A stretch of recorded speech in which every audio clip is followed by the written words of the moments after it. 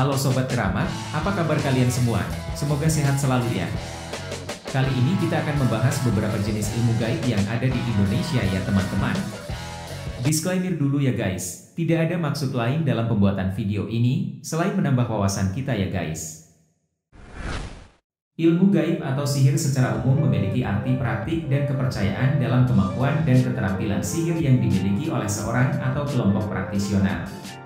Ilmu sihir adalah istilah luas yang beragam dalam budaya dan masyarakat, dan sehingga dapat berbeda dalam hal pengertiannya, dan asumsi lintas budaya tentang pengertian atau signifikansi istilah tersebut harus diterapkan dengan hati-hati. Ilmu sihir seringkali meliputi peran medis atau ilahi, dan seringkali hadir dalam masyarakat dan kelompok yang wadah budayanya meliputi pandangan dunia sihir. Berbicara ilmu gaib di Indonesia, tentu tak lepas dari bahaya-bahaya yang bisa ditimbulkan. Ia seringkali digunakan untuk mencelakakan orang lain, bahkan sampai menghilangkan nyawa. Ada banyak fakta menarik soal ilmu gaib, salah satunya terkait kebenaran keberadaan ilmu-ilmu jahat seperti santet hingga babi ngepet. Di zaman modern ini, banyak orang yang tidak percaya terkait keberadaannya. Namun di samping itu, tak sedikit juga orang yang mempercayainya. Terlepas dari kebenarannya, berikut beberapa jenis ilmu gaib di Indonesia berdasarkan tujuannya ya guys. Yang pertama untuk pesugihan. Pesugihan adalah serangkaian mitos atau ritual yang dipercaya bisa digunakan untuk memperoleh kekayaan secara instan melalui jalan pintas. Biasanya dengan bantuan entitas atau makhluk gaib.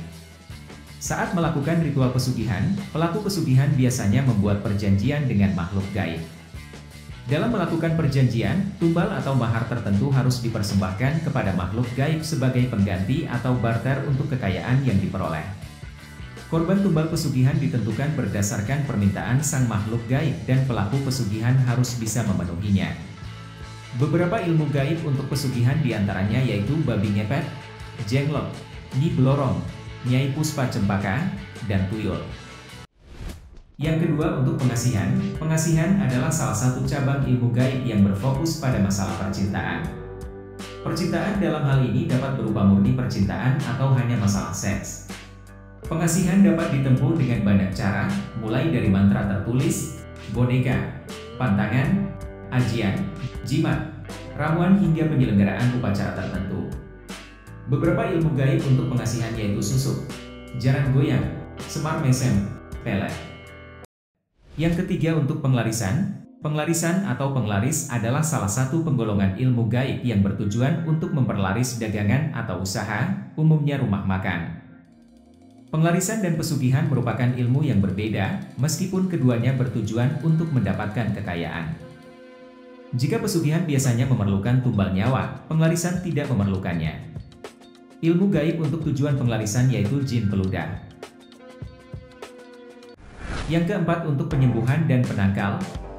Sihir putih atau ilmu putih mengacu pada penggunaan kekuatan gaib atau sihir untuk tujuan baik dan tanpa pamrih. Praktisi sihir putih biasanya diberi gelar seperti pria atau wanita bijak, penyembuh, atau penyihir putih.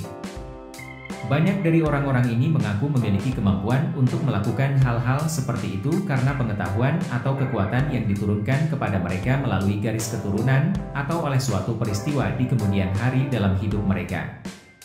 Sihir putih dipraktekkan melalui penyembuhan, berkah, jimat, mantera, doa, dan nyanyian. Sihir putih adalah kebalikan dari ilmu hitam yang jahat. Beberapa di antaranya adalah batu tambah dan suop. Yang kelima untuk kejahatan, ilmu hitam atau tenung secara umum biasanya merujuk pada penggunaan kekuatan gaib atau sihir untuk tujuan jahat dan egois. Ilmu hitam adalah lawan atau kebalikan dari ilmu putih. Jadi ilmu hitam bisa dibilang merupakan aliran kiri yang bertentangan dengan ilmu putih yang memanfaatkan ilmu gaib untuk kebajikan.